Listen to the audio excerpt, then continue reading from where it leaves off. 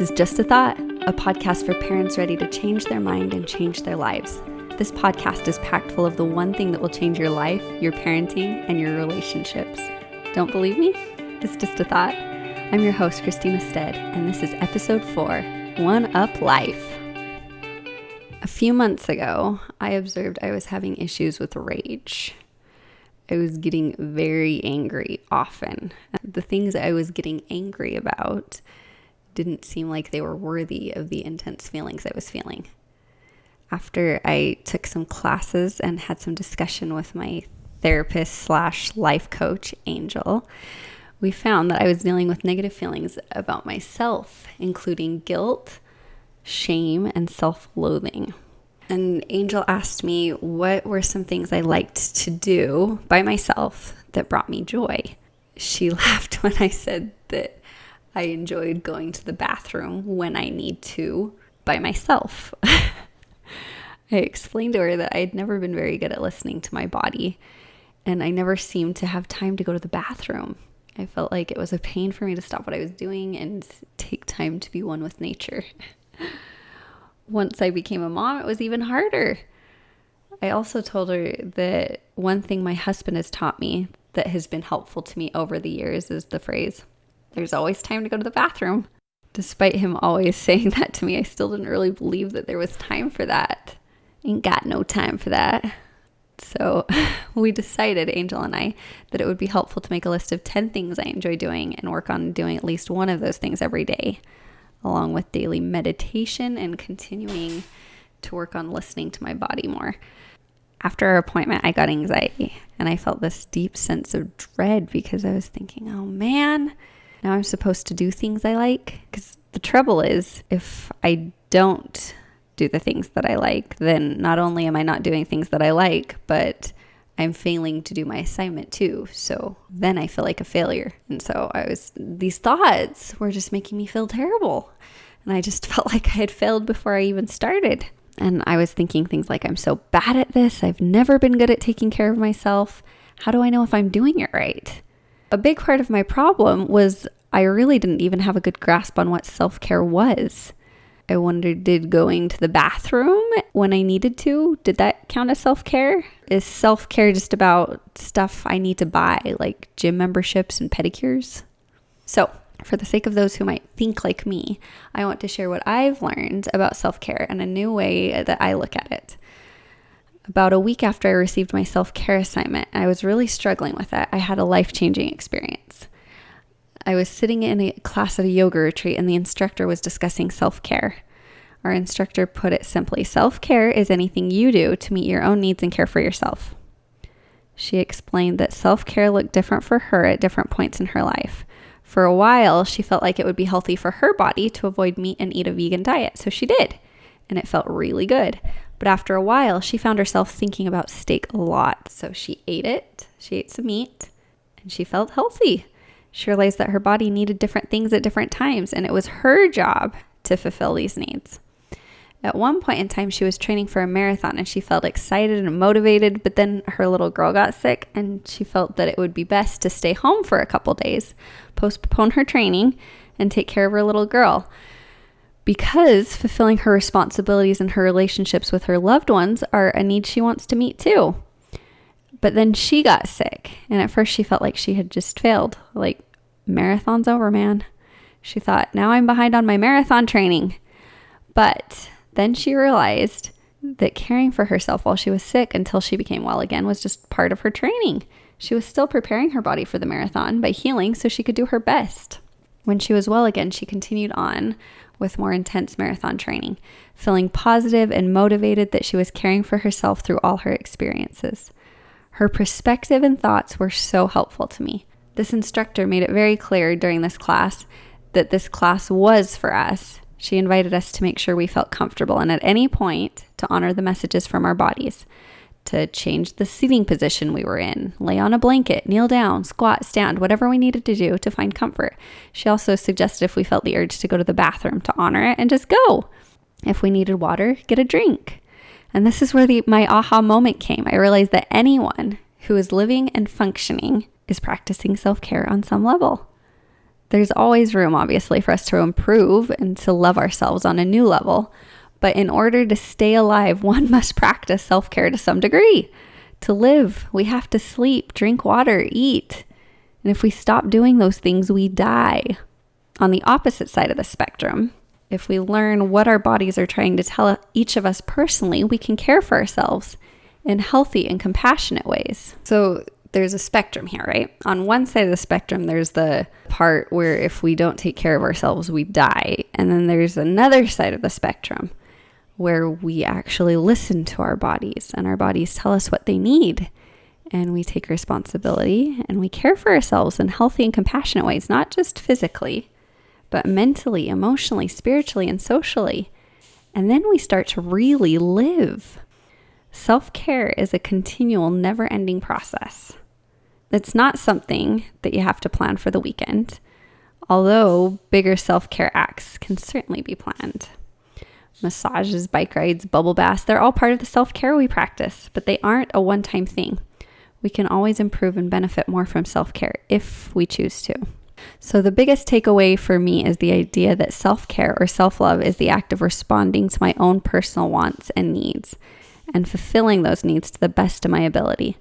No one is responsible to fulfill my needs except me, and no one knows how to better than me. Despite all these healing thoughts that have really made practicing self-care easier and fun for me, I still have had some doubts in recent times. I've had concerns like, self-care sounds so selfish. Is it appropriate for me to worry about taking care of myself? Is it right? Does it align with my moral core beliefs to love others? But then I recall that Jesus Christ taught us, ye shall love the Lord your God with all your heart, with all your soul, and with all your mind. And then you shall love your neighbor as yourself. And so it makes sense to me. I need to love myself so I am capable of caring for others and loving them. Self-care is simply meeting our needs as human beings. We can't meet all of our own needs. We need God and we need each other. And as babies, we're completely dependent on others to keep us alive. But as we grow, self-care naturally becomes our responsibility, not that of anyone else, to look for and ask for ways to fulfill that need. Sometimes when we're in roles where we are responsible for other humans, like for example, when we're parents of infants or young children, we may find we need to choose between two equally important and contradictory things. Like we may need to sacrifice sleep to feed our infant and change their diapers during the night. But hopefully during the day, we take opportunities when they come to fulfill that need for sleep, even if it means saying no to less essential things.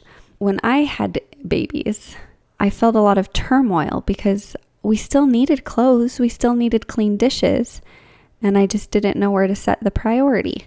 This is where I needed to learn to ask for help. I needed to ask my neighbor to come and help with my dishes or ask my husband. Not everyone is willing or able to fill our requests, but if we set the intention, our needs will be met. In episode 1, On the Road, I talked about some of the experiences I had during my first pregnancy, and I also mentioned finding Fly Lady. Fly Lady has been such a God breeze for me.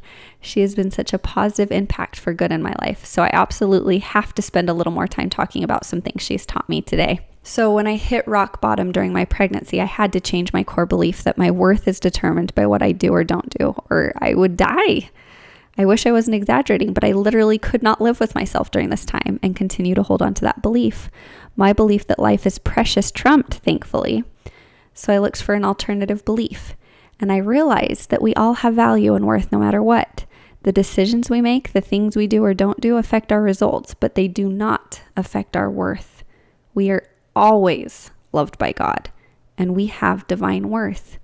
We are His children, no matter what we do or don't do. So as I began working on changing this huge core belief, Fly Lady helped me. She mentored me into finally loving myself, as she fondly terms it. And I learned to fly, which, by the way, is the acronym, right? Finally loving yourself. She taught me to love myself even though I make mistakes and even though I'm not perfect. She also inspired me to do what I could when I could, realizing that my worth was not dependent on what I did or didn't do. Fly Lady's wise thoughts have been imprinted on my heart, and they come into my head often as if she's really talking to me, reminding me to shine my sink so I can see my face smiling in it, reminding me to watch my thoughts and stop that stinking thinking. She reminds me that I can do anything for 15 minutes, and if I really can't do it for 15, I can do it for 2 minutes. After reading many of her essays, I began intentionally observing my thoughts for the first time, and many of them were abusive. I was often berating myself mentally and emotionally for something I'd done wrong or had failed to do, for being imperfect, not being good enough. I often told myself that I hated myself. I started writing those thoughts down and then thinking about the conversations I wanted to have with myself instead, and it was so healing. So here I am 9 years later, and in general, the conversations I have with myself are much more compassionate. In fact, my life coach Angel recently helped me develop a mantra that I listen to sometimes when I'm feeling stuck and I want reminders of my goals and intentions. I set it to music that was inspiring to me, and I recorded myself saying, I am a woman and a mother who is connected to her own emotions. I recognize and name them, and I honor these emotions and receive messages from them, thus learning. I am learning, I am observing, I am looking for the most effective solutions. I am a woman who can manage her own emotional state. I am centered and anchored on love, light, joy, and peace. I am a woman who loves unconditionally instead of conditionally. A woman who feels rested and trusts myself and my inner wisdom. I am a mom who feels happy and free. I love and approve of myself. I trust the process of life, and I am safe. These thoughts are helping change some of my core beliefs that aren't aligning with my belief that I am a child of heavenly parents who love me, and I have divine worth. So I feel like these thoughts are taking me closer to that core belief and helping me collect beliefs that are similar to that. Back to self-care. Here are some final thoughts.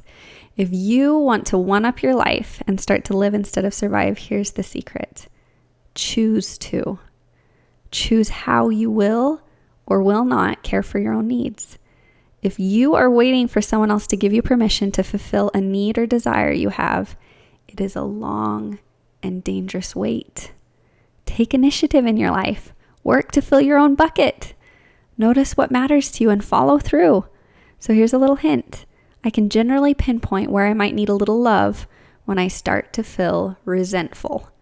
When I start to think, I have to, I should, I need to. Those words help key in that I'm feeling some resentment. I'm feeling like I don't have choice. And I know I do. I always have the opportunity to choose. So I have to pause and I start to think and brainstorm, and I replace those burdensome statements instead with, I choose to blank. Instead of, I should go pick up that trash, I think, I choose to go pick up that trash, or I choose not to go pick up the trash because, and then I fill in the blank. So for example, the dishes always seem to be something that I feel a lot of emotion about. So sometimes I'll look at the dishes and think, I should do the dishes, or I need to do the dishes. But when I pause and think, I choose to do the dishes because I want my family to have clean dishes to eat on, because I'm grateful I have dishes, because I'm grateful we have food to eat, because I'm grateful for every member of my family. So even though I'm tired, I choose to do this because I know it's a blessing for my family. But sometimes I might not. I might realize that I'm really tired, and I'll say, I choose not to do the dishes. I choose to rest. I feel tired and I need to rest, so I choose to rest instead of doing the dishes. And besides, they'll probably wait for me. So I just want to make it clear that we always have that moment of choice where, sometimes circumstances obviously are things that happen to us. But more often than not, we have more choice than we think we do. And so when we start thinking, I should, I need to, let's pause and say, I choose, and decide what we actually choose intentionally. I hope we can all love ourselves and love God and others as ourselves. This is Christina Stead, and this is Just a Thought.